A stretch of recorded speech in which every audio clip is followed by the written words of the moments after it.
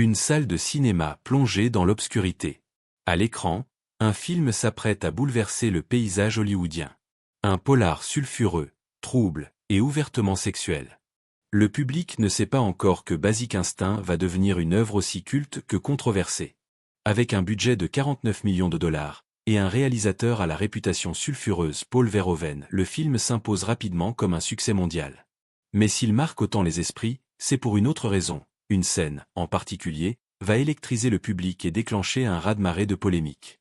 On parle bien sûr de la scène de l'interrogatoire, dans laquelle le personnage de Catherine Tramell, interprété par Sharon Stone, croise et décroise les jambes face à une salle d'hommes figés, subjugués, déstabilisés. Ce moment précis deviendra une référence du cinéma érotique, étudié, parodié, critiqué. Il incarne à lui seul le pouvoir, la manipulation, la sexualité et surtout, la domination d'une femme sur un monde masculin. Mais derrière cette séquence devenue culte se cache une réalité bien plus sombre. Des tensions sur le tournage, des manipulations hors champ, et surtout une actrice, Sharon Stone, qui affirme ne pas avoir donné son consentement pour ce que le public allait découvrir à l'écran. Ce que beaucoup de spectateurs ont vu comme une provocation maîtrisée cacherait en fait un abus de pouvoir. Et cette révélation, Sharon Stone ne la fera que des années plus tard, dans ses mémoires. Alors que s'est-il vraiment passé? Était-elle complice de cette provocation? Ou victime d'un système hollywoodien bien rodé où l'on sacrifie le consentement sur l'autel du spectacle? Plongeons ensemble dans les coulisses d'un film devenu culte, pour les bonnes et les mauvaises raisons. Pour comprendre toute la portée de cette scène, il faut revenir à son contexte. Basic Instinct, c'est un film qui mise tout sur le choc. Sur la tension sexuelle. Sur l'ambiguïté morale. Paul Verhoeven, déjà connu pour ses films provoquants comme Robocop ou Total Recall, veut ici repousser les limites, et il sait exactement ce qu'il fait. Sharon Stone, elle, n'est pas encore une star. Elle a tourné dans quelques films, mais rien de comparable. Ce rôle, c'est sa chance. Elle accepte, en connaissant les zones grises du scénario. Le personnage de Catherine Tramell est brillant, complexe, manipulateur. Mais elle est aussi hypersexualisée, presque fantasmée. Durant le tournage de la scène d'interrogatoire, Verhoeven demande à Stone d'enlever sa culotte blanche, non pas pour la montrer à la caméra, dit-il, mais parce qu'elle crée des reflets indésirables avec la lumière. L'équipe technique est là, la caméra tourne, et Stone, professionnelle, obtempère. Elle fait confiance. Mais ce qu'elle découvre plus tard, en salle de montage, c'est une trahison. Dans ses mémoires, publiées des années plus tard, elle raconte ce moment avec amertume. Elle affirme avoir été invitée à visionner une version du film, et c'est là, dans une pièce obscure, qu'elle comprend, le plan est explicite. Son regard se tourne vers Verhoeven, choqué. Elle dit qu'elle a même giflé le réalisateur après la projection. Sharon Stone assure n'avoir jamais consenti à ce que ses parties intimes soient visibles à l'écran. Elle pensait tourner une scène suggestive, mais pas aussi graphique. Et pourtant, le plan reste. Verhoeven, lui, défend son choix artistique. Il affirme qu'elle était au courant, et que la scène ne fonctionne que parce qu'elle franchit cette ligne. Qui dit vrai? Difficile à savoir, mais le mal est fait. Ce moment-là, ce croisement de jambes devenu mythe du cinéma, devient aussi le symbole d'un non-consentement capturé à jamais sur pellicule. Le tournage de Basic Instinct a été marqué par une tension constante, presque palpable. Sharon Stone, encore peu connue à l'époque, se retrouve propulsée au cœur d'un jeu d'influence mené par un réalisateur réputé pour sa fermeté, et un scénario aux limites volontairement flou. Ce qui dérange profondément, ce n'est pas seulement la scène emblématique, mais tout ce qu'elle symbolise, une industrie où la frontière entre performance artistique et manipulation peut être dangereusement ténue. Sharon Stone a plus tard révélé qu'elle ne savait pas, au moment du tournage, à quel point cette scène allait exposer son intimité. Ce n'est qu'à la projection test qu'elle comprend la réalité, en voyant l'image finale. Une onde de choc. Elle claque la porte de la salle, humiliée, trahie. Mais cette réaction ne suffit pas à freiner la machine hollywoodienne. Le film sort tel quel, provoquant une fascination mondiale, et en parallèle, une immense polémique. D'un côté, Catherine Tramell devient une icône du cinéma moderne. De l'autre, Sharon Stone, l'actrice, doit vivre avec le sentiment d'avoir été utilisée. Ce paradoxe est au cœur du débat. Peut-on parler de consentement quand les conditions sont biaisées? Quand une actrice dit oui à une scène sans avoir tous les éléments? Et plus encore, le succès commercial d'un film peut-il justifier des pratiques discutables sur un plateau? Dans ce climat, les voix féminines à Hollywood commencent à s'élever. Lentement. Mais la remise en question reste marginale. Car dans les années 90, l'image prime sur l'éthique. Et Basic Instinct en est la preuve criante. Après la sortie triomphale de Basic Instinct, les projections test laissent place à une véritable tornade médiatique. Tandis que le grand public se presse en masse devant les écrans pour découvrir ce thriller érotique, les critiques se déchirent. Certains saluent la performance glaciale de Sharon Stone et l'habileté de Verhoeven à mêler suspense et sexualité. D'autres dénoncent un film cynique, qui sacrifie l'intégrité de son actrice au nom du choc visuel. Dans les colonnes des magazines spécialisés, le débat s'envenime. Jusqu'où l'art peut-il aller ? Quelle est la limite du consentement lorsque le contrat moral n'inclut pas tous les éléments ? Des chroniqueurs féministes s'élèvent pour fustiger Hollywood, pointant du doigt une industrie prête à tout pour susciter le buzz. On a transformé une scène de suspense en piège sexuel, écrit l'une d'elles, tandis qu'une autre compare l'affaire à une forme de viol symbolique, où le pouvoir du réalisateur prime sur le libre arbitre de l'actrice. Sur le plan commercial, pourtant, rien n'arrête le succès. Le film engrange plus de 350 millions de dollars de recettes dans le monde, devenant l'un des plus gros blockbusters de l'année. Catherine Tramell se hisse au rang d'icône pop, ses répliques cyniques et son attitude déconcertante alimentant parodies et imitations. Les chaînes de télévision craignent même d'être dépassées par l'envie des téléspectateurs d'acheter les images du film.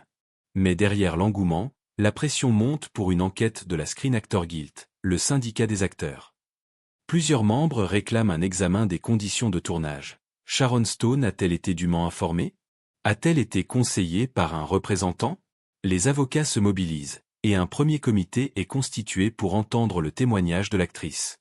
Tantôt qualifiée de « victime consentante », tantôt de « complice », Stone incarne, bien malgré elle, le centre d'un procès médiatique. Poussée par le désir de reprendre la main sur sa carrière et son image, Sharon Stone accorde alors sa toute première interview exclusive. « Je ne regrette pas ce rôle », déclare-t-elle avec fermeté, « mais je refuse que ma carrière soit construite sur la confusion entre art et violation de la personne. » Ce geste marque le début d'un long combat pour le respect du consentement dans les coulisses d'Hollywood. Aujourd'hui encore, cette affaire fait figure de casse d'école. Elle a provoqué la première grande remise en question des pratiques de tournage liées à la nudité, ouvrant la voie à la création, plusieurs années plus tard, de chartes éthiques et de protocoles de consentement formels. Restez avec nous. Dans le prochain segment, nous explorerons les réformes concrètes qu'a engendré Basic Instinct, et comment l'industrie cinématographique a tenté de tirer les leçons de cette polémique historique.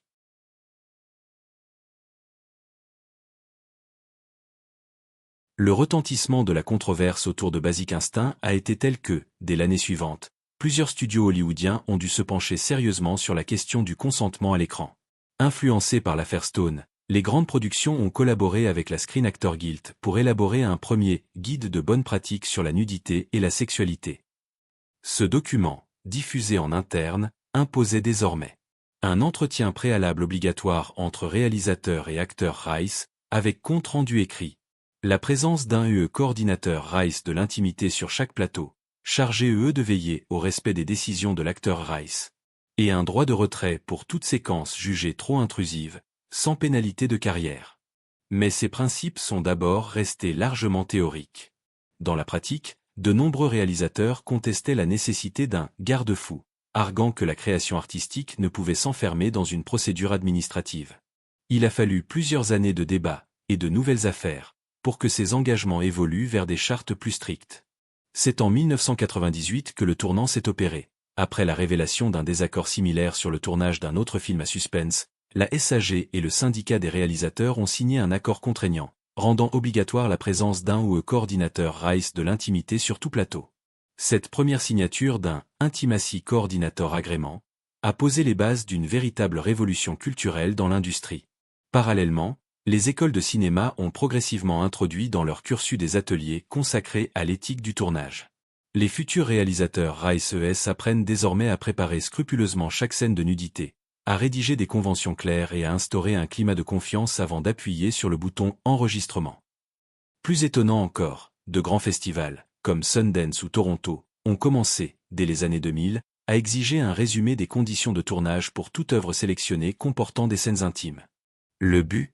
Garantir que les productions respectent les normes et que les comédiens n'y laissent pas leur dignité.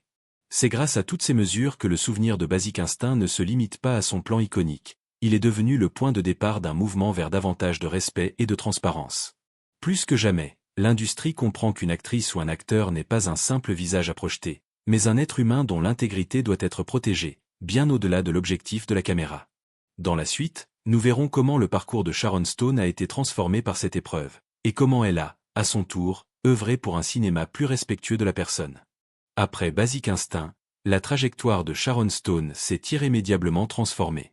Plutôt que de disparaître derrière la polémique, l'actrice a choisi de prendre la parole, devenant la voix d'une prise de conscience nécessaire à Hollywood. Tout a commencé en 1995, lorsqu'elle accepte une invitation de la Screen Actors Guild pour témoigner devant ses pairs. Elle décrit son expérience, livre des détails jusqu'alors tus et réclame des mécanismes de protection concrets pour les scènes d'intimité. Touchés par le courage de Stone, plusieurs comédiennes et comédiens font alors le pas. Anna Paquin, Michael Fassbender ou encore Margot Robbie évoquent publiquement leurs propres difficultés. Ce mouvement, informel au départ, trouve un relais institutionnel en 2000 avec la création d'une coalition pour l'éthique des scènes intimes, regroupant acteurs, réalisateurs et producteurs. Sharon Stone en devient la porte-parole de facto, utilisant son statut de star pour porter des actions de formation et de promotion de bonnes pratiques. Ses efforts se prolongent dans la sphère philanthropique. En 2001, elle fonde l'association Respect On 7, qui propose des ateliers de sensibilisation à l'intimité et des sessions de médiation sur les plateaux. Les écoles de cinéma s'y référencent comme un modèle, et de plus en plus de tournages font appel à ces formateurs pour encadrer les scènes délicates. Mais Sharon Stone ne s'arrête pas là. Elle pousse la SAG et la Directors Guild of America à inclure dans leur contrat une clause de consentement explicite, validée par signature et témoin. Désormais, toute séquence dévoilant une nudité frontale nécessite non seulement l'accord de l'acteur Rice, mais aussi celui d'un coordinateur d'intimité, garant de l'application des termes convenus. Sur le plan artistique, l'actrice montre qu'on peut allier respect et performance. Sa prestation dans Casino, 1995, lui vaut une nomination aux Oscars, prouvant que l'on peut décrocher des rôles majeurs sans céder à l'exploitation de son corps. Plus récemment, elle évoque dans des interviews l'importance de coulisses bienveillantes. « Je veux travailler dans des projets où je me sens en sécurité », confie-t-elle, soulignant que le respect de l'acteur nourrit la création. Aujourd'hui, lorsqu'on tourne une séquence intime, le spectre de Basic Instinct plane toujours, non comme un tabou, mais comme un rappel historique. Le consentement ne se négocie pas. Et grâce à l'engagement de Sharon Stone, une génération entière de professionnels le US du cinéma a appris à protéger la personne avant l'image. Depuis la fin des années 2000, les enseignements tirés de Basic Instinct résonnent dans chaque grande production. Aujourd'hui, les plateaux se parent de nouvelles conventions. Les scripts intègrent systématiquement des scènes de préparation pour les moments d'intimité, où l'acteur Rice visualise le plan, discute avec le réalisateur et signe un accord détaillé. Ces réunions de cadrage, parfois filmées pour des raisons d'assurance, sont devenues le point de départ incontournable de tout tournage osé. Parallèlement, les coordinateurs Rice-ES d'intimité sont passés d'une présence anecdotique à un rôle pleinement reconnu.